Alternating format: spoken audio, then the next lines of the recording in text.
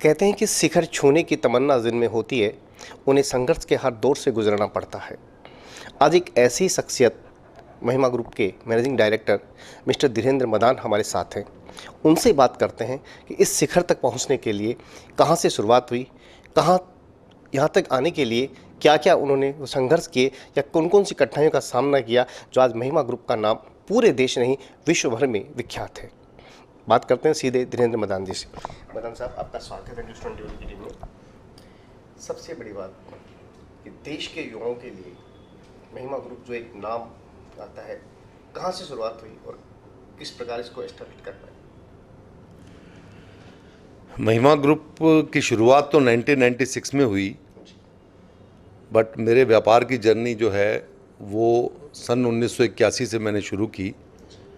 सबसे पहले इलेक्ट्रॉनिक्स और उसके बाद ऑटोमोबाइल क्षेत्र में मैंने शुरुआत की, लेकिन फाइनली जो है वो रियल एस्टेट को मैंने चुना, क्योंकि वो दोनों वर्क जो थे वो एक ट्रेडिंग थी एंड ट्रेडिंग में मुझे संतुष्टि नहीं मिल रही थी, सेटिस्फेक्शन नहीं मिलता था। मतलब जो चीज़ आप करना चाहते थे जी, वो रियल एस्टेट में आके तो मुझे लगा कि भाई ऐसा कोई काम किया जाए जिसमें कुछ क्रिएटिविटी भी हो और उस काम को करने के बाद में एक सेटिस्फेक्शन भी मिलना चाहिए।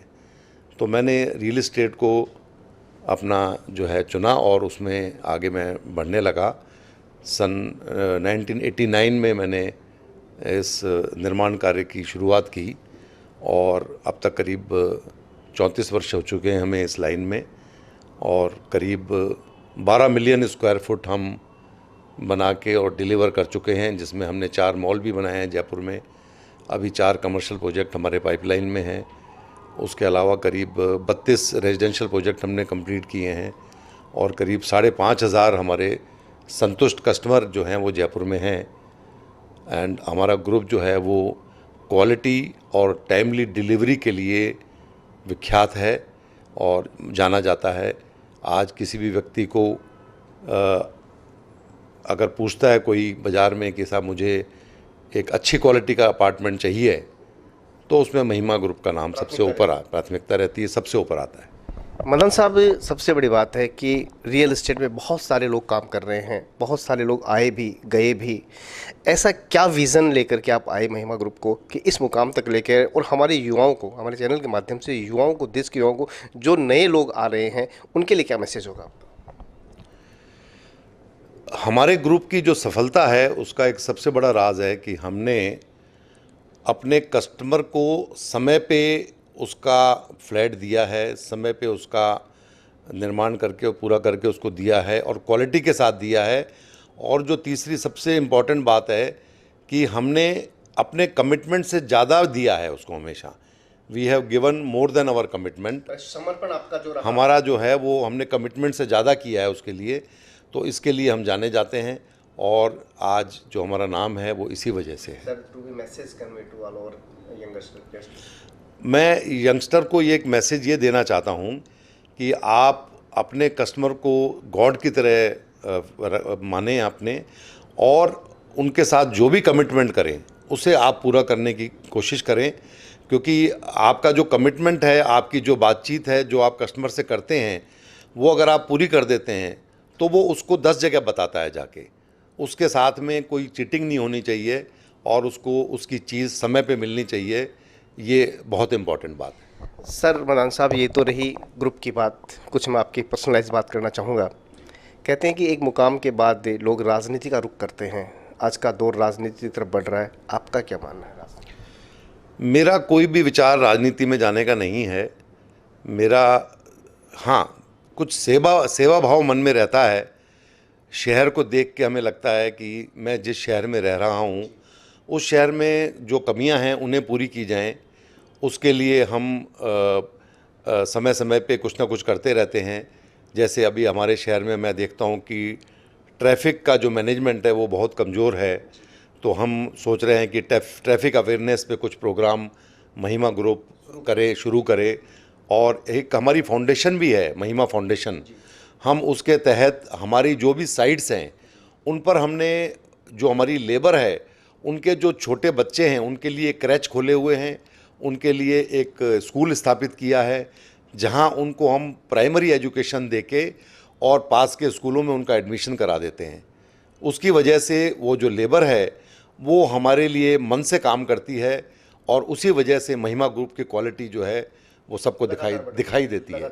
जी मदन साहब, एक और छोटा सा सवाल आपसे मेरा है कि जो आपने बताया कि जो आपके लेबर काम कर रहे हैं महिमा ग्रुप से, जो लोग जुड़े हुए हैं, उनके बच्चों के लिए आपने स्कूल शुरू किए हैं, क्या ऐसा कोई अगला आपका कदम महिला शिक्षा को लेके, बालिका शिक्षा को लेके? हाँ, शिक्षा के लिए भी हम काम कर रहे हैं। अपने मूक बधिर स्कूल में एक डिजिटल लाइब्रेरी की स्थापना की हमने लायंस क्लब के साथ मिलके। वो एक काफ़ी बड़ा काम था जो हमने किया है। और उसके अलावा भी एक हमारी संस्था है शेपिंग फ्यूचर, जिसमें हम जुड़े हुए हैं। वहाँ जो भी बच्चे जो है कि इंटेलिजेंट हैं बट फाइनेंशियल की आर्थिक दृष्टि से कमज़ोर हैं, उनकी हम मदद करते हैं और हमारा जो महिमा फाउंडेशन है वो उनकी टाइम टू टाइम मदद करता रहता है। महिमा ग्रुप के मैनेजिंग डायरेक्टर धीरेन्द्र मदान हमारे साथ लगातार जुड़े हुए हैं। मेरा सवाल उनसे था कि अब आने वाले वक्त में महिमा ग्रुप क्या सोच लेके आगे चल रहा है, देश के लोगों को या राजस्थान को क्या देना चाहता है, क्या उनकी वो बड़ी सोच है जो करना चाहते हैं, जो उनके दिलो दिमाग में है? मैं आपको ये बताना चाहूँगा कि कोरोना काल के बाद बड़े मकानों की, खुलेपन की और जिनमें अच्छी क्लब फैसिलिटीज़ हैं, ऐसे मकानों की डिमांड लगातार बढ़ रही है। और जो छोटे मकान थे 2 BHK के, जिनमें छोटी बैल्कनीज़ थी, उनकी डिमांड धीरे धीरे कम हुई है। और आने वाला जो समय है वो सेल्फ सस्टेनेबल लिविंग का रहेगा। ऐसे प्रोजेक्ट्स जिनमें पानी की समुचित व्यवस्था है, जिनमें लाइट वगैरह जो है वो सोलर एनर्जी से चलती है, ऐसे प्रोजेक्ट्स जो ग्रीन प्रोजेक्ट्स बनेंगे, ऐसे प्रोजेक्ट्स की जो है वो फ्यूचर में लगातार डिमांड बढ़ती जाएगी। इसी क्षेत्र में हम महिमा संसार करके एक प्रोजेक्ट टोंक रोड पे हम लेके आए हैं, जो कि अपने आप में सेल्फ सस्टेनेबल है। उसमें एक लेटेस्ट टेक्नोलॉजी भुंगरू करके है, टेक्नोलॉजी का नाम, वो गुजरात की टेक्नोलॉजी है जो हम लेके आए हैं। और उसमें हमने वाटर टेबल को आइडेंटिफाई करके और उसमें 2 करोड़ लीटर वाटर इस बार की बारिश में इकट्ठा किया है, जो हमारे वहाँ पे रहने वाले लोगों के काम में आएगा। और हमारा जो एम है वो इस पानी के लिए 14 करोड़ लीटर का जो है वो रिजर्वायर ढूंढकर और उस पानी को इकट्ठा करने का है, ताकि हमारे जो रहने वाले लोग हैं उनको साल भर का पानी जो है वो हम मुहैया करा सकें।